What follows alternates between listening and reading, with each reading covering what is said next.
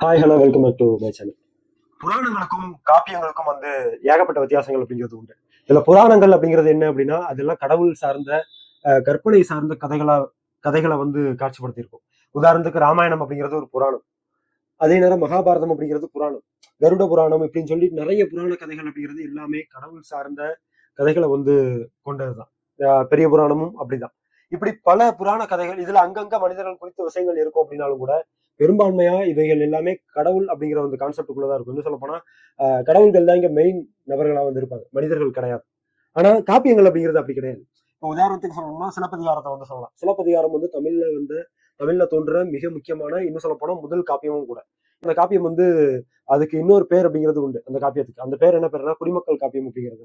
குடிமக்கள் காப்பியம்னா அதுக்கான அர்த்தம் என்ன அப்படின்னா, இது ஒரு கடவுள் சார்ந்த கதையை பேசாம மக்கள் சார்ந்த கதையை பேசுது. இன்னும் சொல்ல போனா பெண் சார்ந்து, கோவலன் அப்படிங்கிற அந்த ஆண் சார்ந்து, மாதவி அப்படிங்கிற அந்த உமன் சார்ந்து இப்படி எல்லாம் அது பேசுது அப்படிங்கிறதுக்காகத்தான். அதுவும் மக்கள் மத்தியிலிருந்து வரக்கூடிய நபர்களை வச்சு பேசுறதாலதான் அதுக்கு குடிமக்கள் காப்பியம் அப்படிங்கிற ஒரு பேர் இருந்துச்சு. தமிழ்ல இப்படியாப்பட்ட காப்பியங்கள் தான் அதிகம். இன்னும் சொல்ல போனா தமிழுடைய செழிப்புக்கும் இந்த மாதிரியான காப்பியங்கள் தான் காரணமும் கூட. இப்படிப்பட்ட காப்பியங்களோட வரிசையில 1947 எழுதப்பட்ட ஒரு காப்பியம் சேர்ந்துச்சு. அதோட பேர் என்ன அப்படின்னா, அது பேர் தான் வீராயி காப்பியம் அப்படிங்கிறது.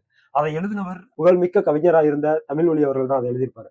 அந்த காப்பியத்தோட பேர் என்ன அப்படின்னா, அது பேர் தான் வீராயி காப்பியம் அப்படிங்கிறது. வீராயி காப்பியத்தோட கதை என்ன அப்படின்னா, அது ஒரு பட்டியல் சாதியை சேர்ந்த ஒரு பெண் ஒரு தலித் அல்லாத நபரை காதலிக்கிறாங்க. காதலிக்கும் போது என்ன ஆகுது அப்படின்னா, தலித் அல்லாத ஒரு பையனை காதலிச்சதாலே அவங்க கொல்லப்படுறாங்க. இன்னும் சொல்ல போனா 2 பேரும் சேர்ந்து சாகடிக்கப்படுறாங்க. இப்படியாப்பட்ட ஒரு ஒரு கதையை சொன்னதுதான் இந்த வீராய் காப்பியம் அப்படிங்கிறது.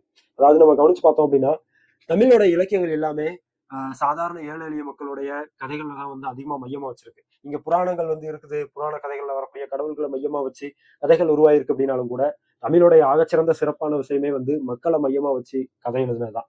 அதுலயும் வீராய் காப்பியம் அப்படிங்கிறது ஒரு தனித்த இடம் பிடிச்ச ஒரு காப்பியம். ஏன் அப்படின்னா, ஒரு பட்டியல் சமூகத்தை சேர்ந்த ஒரு பெண்ணை வச்சு காப்பியம் எழுதி அதை இந்த சமூகத்துடைய ஆஹ் ஆஹ் ஆஹ் மனநிலையை உலுக்கி போட வச்சது. இப்படி பல விஷயங்கள்ல வீராய் காப்பியம் அப்படிங்கிறது ஒரு தலை சிறந்த காப்பியம். அந்த காப்பியத்தை நீங்களும் படிச்சு பாருங்க.